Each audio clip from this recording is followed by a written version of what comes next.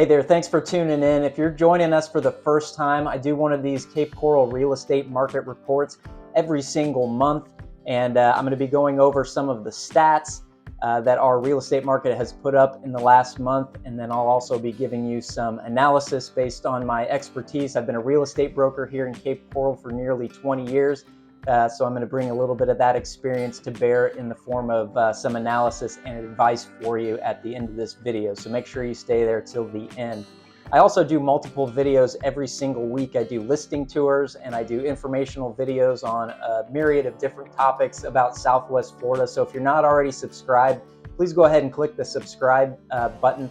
I try to bring a tremendous amount of value to the folks who are subscribed on this channel in the hopes that if you have a need in the future, if you're looking to buy a property here in Southwest Florida, or you need to sell a property in Southwest Florida, maybe you'll think of me and give me a call or a text or an email or something. I'd be happy to speak with you. To that end, my contact info is down in the description. Feel free to reach out to me anytime. I'd love to help you out. I'd love to hear what your real estate goals are and help you out with that.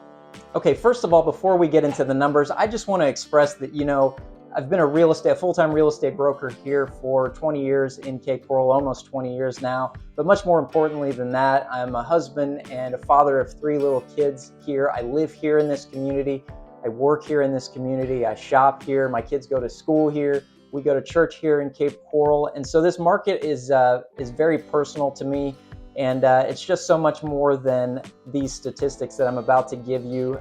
This market affects my friends, it affects my family here in Cape Coral, and so I try to keep that perspective in everything that I do. I'm definitely an advocate for this real estate market in Cape Coral, and I want to make sure that I'm doing whatever I can to help the people who are either already in this market or planning to be in the near future. So hopefully the numbers that I give you in this report and the analysis help you in some small way. So I just wanted to get that out there real quick. So with that said, let's get started.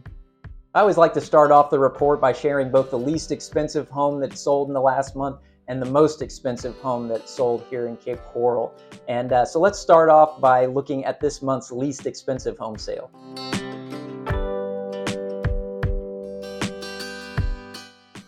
All right, so the least expensive home to sell was this property on 1210 Patterson Road in Cape Coral. That's over by Pondella, if you know where that's at. That's a 3-bedroom, 2-bath built in 1977. It was just under 1,100 square feet and looked like it needed quite a bit of work, and that's obviously reflected in the price here. That home sold for $155,000 just a few days ago. I'm filming this on November the 2nd. And this closed on October the 27th, so just a few days ago.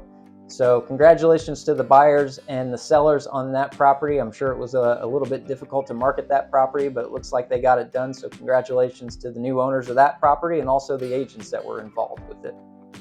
All right, now let's move on to the most expensive home sale in Cape Coral last month. So this property is at 5049 Sorrento Court in Cape Coral. It's a beautiful golf access home. It's a brand new one, actually, just under 3,600 square feet. It's a 4-bedroom plus a den and 5 bathrooms. That one was listed at $3.395 million, and it sold in under a month for $3.25 million.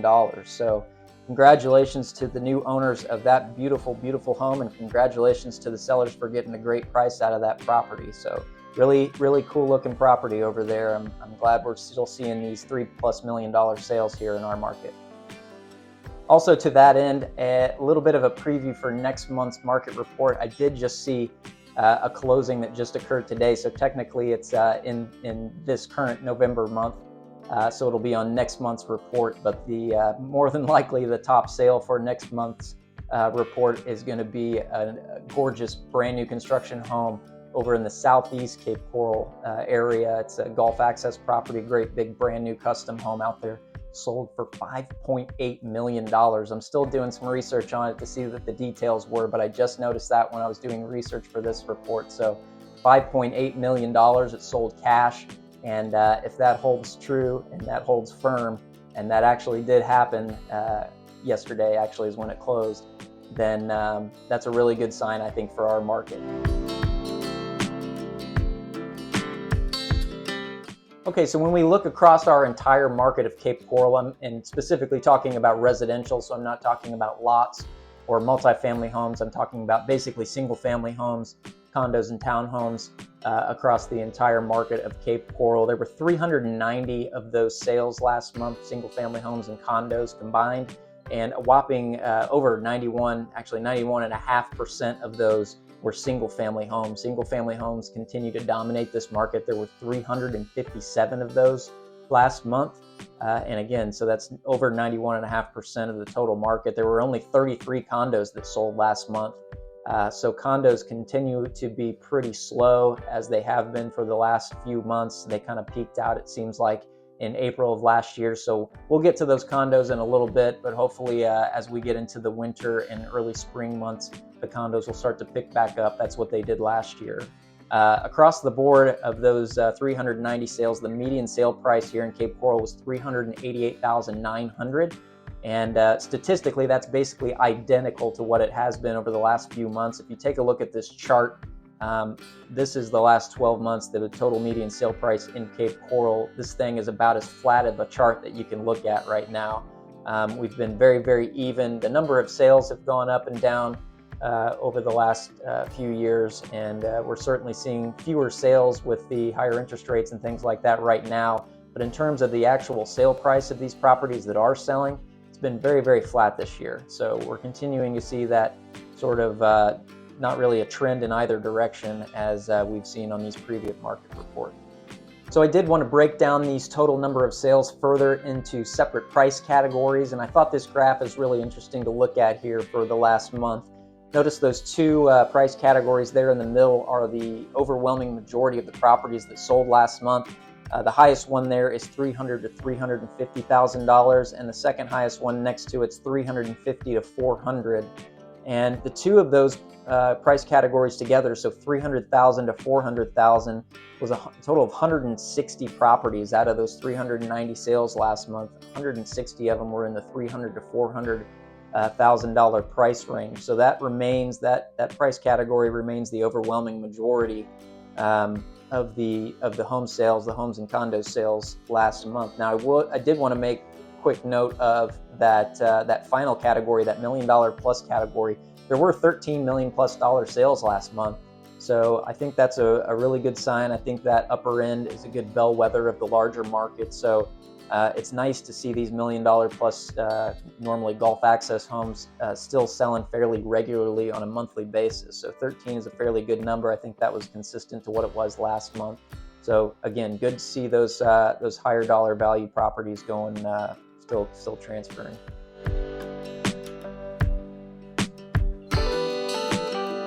All right, let's get into some different categories of property out there. Again, we're talking about residential properties, and I want to start off with single-family homes specifically that are not Gulf access. I'm going to do Gulf access as a category by itself next, but these are single-family homes that are either off water or they're maybe on a freshwater canal. They either have a pool or don't have a pool. I'm keeping that all together this month, but the non-Gulf access single-family homes, out of those 390 sales last month, 309 of them were in this category. And in terms of prices, the median price was right in between that $350,000 to $400,000 mark. So median sale price this last month was $375,883, and that's down just slightly from last month. Last month was $380,000 in terms of a median price for this particular category. So again, we're staying pretty close. Statistically, that's not really significant. It's basically where we were last January. So if that gives you any indication, October's number looked almost identical to January's of last year, as you can kind of see on this graph. So again, we're staying pretty flat in terms of the single-family off-water home market, or the non-Gulf access home market, rather. Again, $376,000 is basically on par with the other months that we've seen this year.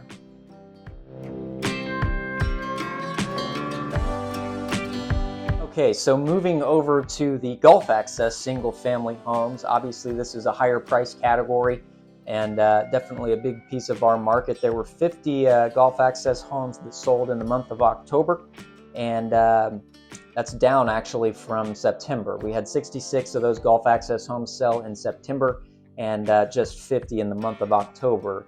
But that's kind of bounced around all year. We had August was 48, so it went from 48 to 66 and now back down to 50. So it's been bouncing back and forth between that roughly 45 number and all the way up to 97 was the high, and that was last April.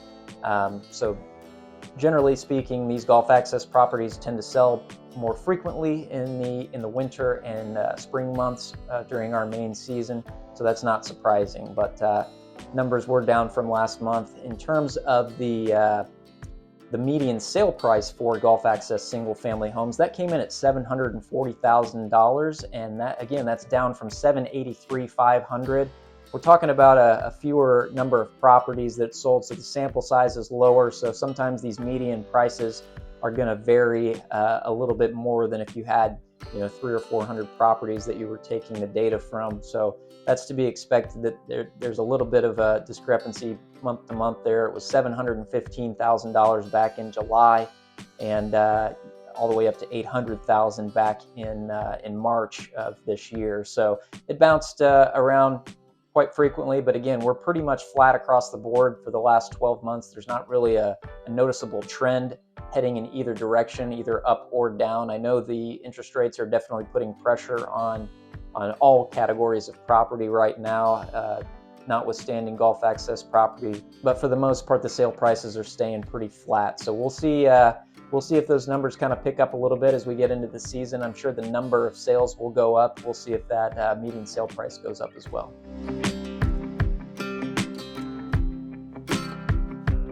Okay, let's move over to condos and talk about them for a brief moment. I mentioned that 33 total condo sales were last month. If you didn't pick up on that, those numbers didn't really match up. The number of single-family homes added up with the number of condos didn't quite get to that 390 total sales. So I'm not sure what was going on there with what I was looking at in terms of the statistics. I think maybe we just had a few properties that were marked as more than one thing. So they're both marked as a condo and a single-family home. So I'm sorry about that, and I'm sure the numbers will actually update a little bit as we get into the first few days of November here. They always do with people marking sales on our MLS. That's where I'm deriving these numbers from. But nevertheless, 33 condo sales last month.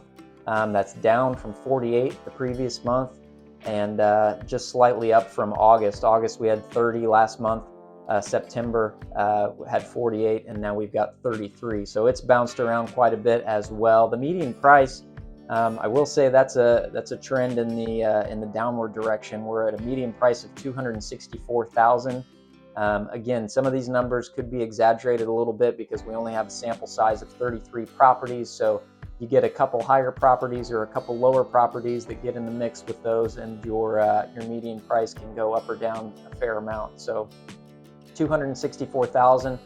We are down from $276,259 last month. So it's been across really since the beginning of the year. We've seen a little bit of a downward trend on the median prices for condos across the board. So I think it's safe to say that at least in that property category, we're seeing a trend in a downward direction. So we'll see if that maintains throughout this winter and spring. So I think one of the reasons that we're having lower number of condo sales right now is the HOA fees are largely going up across the board for many associations. Part of the reason is because insurance costs are going up in the wake of our big storm last year, but of course also costs are going up across the board for things like maintenance. Some of the older high-rise condo complexes are now required to do a certain number of engineering inspections every so often. That was put into place, that law was put into place after that terrible Surfside, Florida collapse that happened a couple of years ago. So there's just a lot of different higher costs that are kind of coming from different angles and hitting these condo communities, and I think that's resulting in a lower number of sales. So we'll see what happens this season. Typically our condo sales are highest in March, April, May, and June. That's typically what it's been over the last few years. But by and large across the board, our number of condo sales at least are down, further down rather than they have been in 5 or 6 years. So we'll keep a close eye on that and see what happens this season.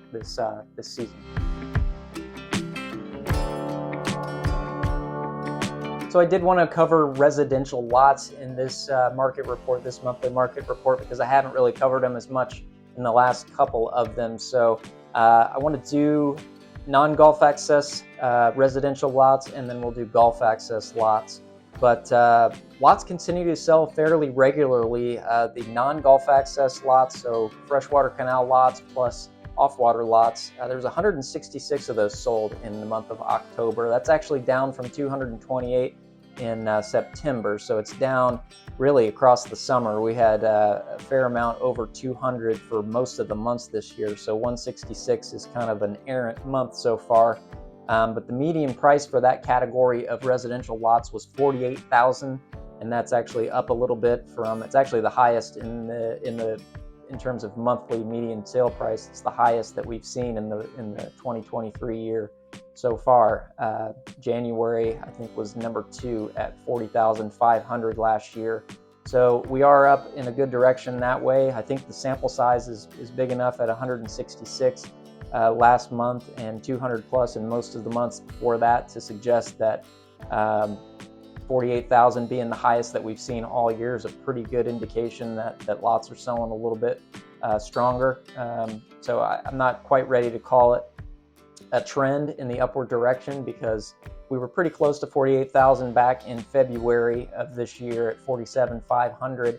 But at the very least, we're still pretty flat, and we're still selling quite a few lots compared to what I would consider to be a normal market. So the 2018, 2019 years, I think when you start to get into 2020 and 2021 and 2, those were obviously really hot and heavy years. There was a lot of building going on, so a lot of lot sales happened. But when you compare 166 monthly lot sales in October of this year with the numbers back in those 27, 18, and 19 years, we're still looking pretty strong. So I think that's a fairly overall a pretty good sign for the lot market right now, that we're still putting up some pretty good numbers.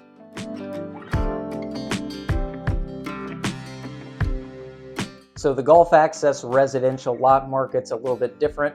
Not selling quite as many of those. There was only 15 golf access lots that sold last month.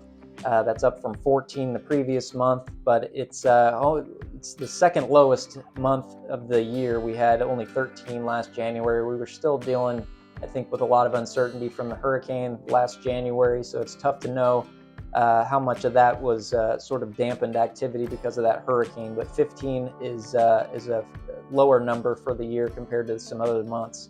And the median price for those 15 was $250,000, and that's pretty tight across the board from what we've seen the rest of the year. The median sale prices have gone up and down, but the sample size is really not that big with 15, so they're going to jump up and down quite a bit. But we're not seeing one particular trending direction with golf access lots. There's just not as many of those selling, so it's a slower piece of the market right now.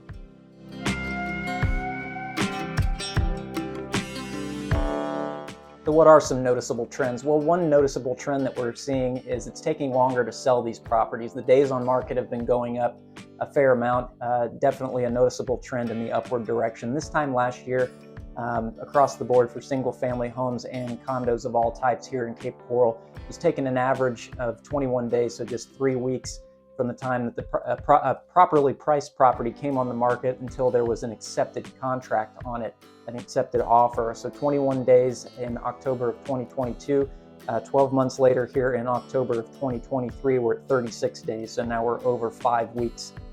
So that's definitely a trend in the upward direction. It's taking longer to market and sell these properties, and that's for the appropriately priced listings. There are listings that are not priced right that are lasting quite a bit longer on the market, and that ties into the next thing I'm going to talk about, which is the months of inventory.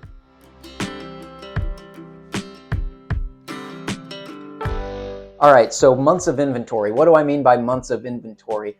All that really means is how many months will it take me to sell all of the active listings that are on the market right now. So in other words, let's say a particular city has 100 listings on the market right now, and they're selling 10 properties per month.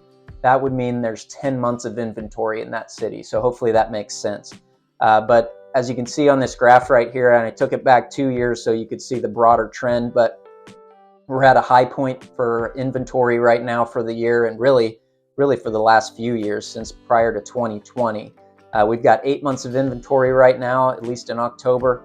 And if you go back to 2021, during the middle of the crazy times after the pandemic, there was only 3 months of inventory back then. So we've got literally over double the amount of inventory now. Now, I'm not going to say that that's a bad thing. It absolutely needed to happen. We were way out of whack back in 2021. Supply and demand was way off, and we needed to get back to some kind of equilibrium. And if I were to take this graph back a few more years, you would see that that 8 month of inventory data point is about where we were back in 2017, 2018, 2019 in a quote unquote normal market. So this is not a bad thing, I would say, at all. I think it's just a sign that we're coming back into a more of an equilibrium sort of normal market. We'll pay attention to that as we move forward. I think there certainly will be more listings come on the market here as we get into winter and spring, but certainly also some of those listings are going to be selling at a faster pace, and we'll probably stay right about that 8 month of inventory level for the next few months, and maybe even tick back down in March, April, and May. That's usually the low point of the year when that inventory level creeps down at the end of season there. But all in all, I don't think this is anything to be scared of. We haven't seen a decrease in median sale price across the board that would correspond to inventory levels really getting out of equilibrium with the demand out there. So I just think it's a greater sign that we are approaching a more normal market, and I think we'll continue to see that as we move into the season here. I think those months of inventory will flatten out a little bit. But it's definitely worth noting that our inventory levels are up, and we're approaching more quote unquote normal levels.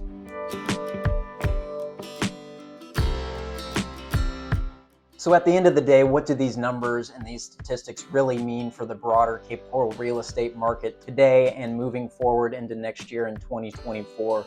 Well, basically the big takeaway that I have is inventory is starting to come back up to a more steady level of what it was in a quote unquote normal market like 2016, 2017, maybe a little bit of 2018 even. And I don't think that's a bad thing. I don't think anybody should be scared by that. It was inevitability. It was an inevitability in the sense that we were artificially low in inventory since the pandemic.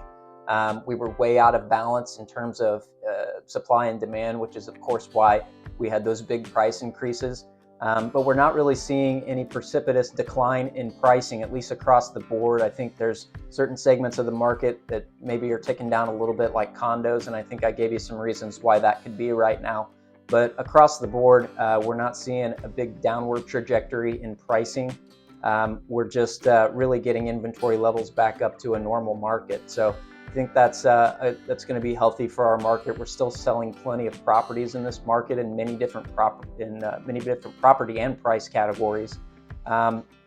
Looking forward to 2024, I do a lot of reading and try to see what the economists and various authorities are saying, both about the economy in Florida and the state of the real estate market in Florida. And the Florida Association of Realtors, our chief economist, says we're going to have a really strong 2024. Now, it's not going to be strong like it was in 2021 or 2020, but we should see maybe even a little bit of a tick up in pricing. It was a little flatter this year. That's what they said it would be, and that came to pass. And so next year, supposedly, we're going to be a little bit even stronger. So that's good to see. I think the reasons for that is we're still a destination. There's still plenty of people coming down here. I was reading this article, the top 9 metro areas in the state of Florida are expected to grow in population by 10% or more in the next 10 years. And places like Orlando and Southwest Florida, where we're at, are expected to go 20% or more. So there's still plenty of people coming down here. People are able to work remotely fairly more easily now these days, and Florida's a great place to live if you're working remotely, certainly. And on top of that, there's some businesses coming into our areas. We're sort of becoming an economic center, of the job center, if you will, with some of these companies coming into town. So that's all positive for our area. It's going to continue to lead to growth for years to come. And I don't see any reason to suspect that prices are going to crash, that any kind of crash is going to happen, barring some catastrophic thing that happens in the broader economy. But I think we're getting back into a little more healthier market, and we'll probably stay pretty steady price-wise, at least until the Fed gets their act together and starts to reduce interest rates so our mortgage rates can come down and make some of these homes more affordable for the folks that are purchasing with mortgages. But still plenty of cash in the market. I think we're going to have a pretty strong season this year, winter and spring, and we'll still probably see plenty of sales across the board in various price categories. And so like last month, I think there's just a lot of positive signs on the horizon. I do hope those interest rates come down, but for the rest of 2023 and 2024, I feel pretty good. Just anecdotally, I've got out-of-state clients that are telling me they're coming down this winter and they're planning on purchasing this year, and that's in many different property categories and price categories. That's just anecdotal evidence, and we'll see if they actually follow through with that. But I think that's all good signs that we're trending in the right direction, and we're gonna be back on track to a normal, healthy market sooner than later.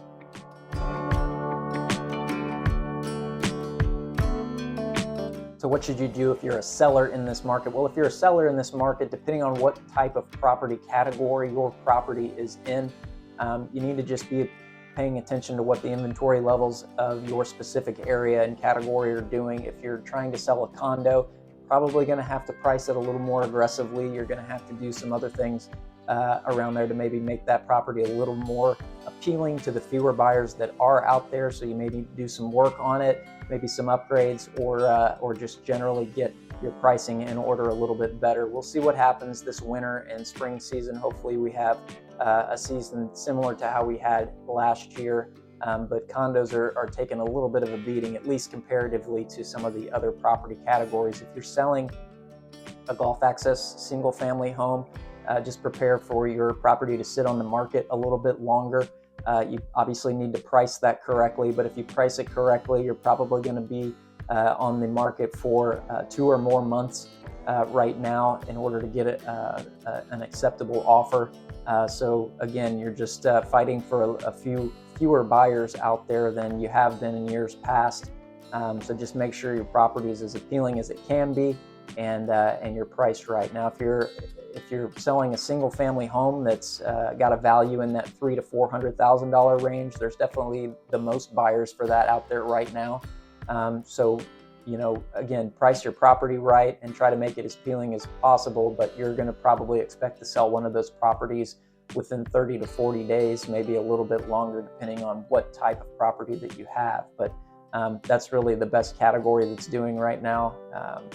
Interest rates are up right now, obviously, so if there's anything that you can do as a seller to help alleviate that for some buyers, whether offering some closing cost assistance or credits towards prepaids, things like that, or rate buy downs, that's obviously helpful. You can do what's called a 2-1 mortgage buy down. I've seen that have some success in today's market. Any little strategies that you can do like that to put your property out there that makes it a little more palatable than maybe the rest of the inventory is obviously a great thing to do right now. And if you're looking at selling your property and you want to hear some ideas on that, definitely get a hold of me. Obviously, my contact info is down there in the description, and I'd be more than happy to take a look at your specific property and give you some insights on what you might be able to do to get that property sold a little quicker and a little bit for a little bit more money. So get a hold of me, certainly.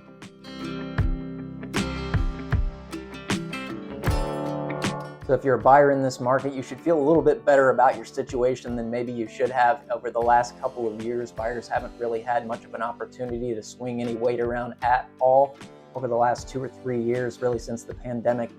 But we're just starting to see that buyers have a little more power in this market as inventory climbs up. You can be a little bit more choosy as a buyer and negotiate a little bit better on your price than maybe in years past here recently. So by all means, if you're looking to purchase in the next few months or really even next year, reach out to me and we will put a plan together to put you in the best position to get the right property at the best possible price whether, like I said, you're buying this winter or even 12 months from now. It's better to start now than to start a little bit later. We can put some kind of plan together for you to make sure you're going to have as much success as you can possibly have in today's market and in next year's market.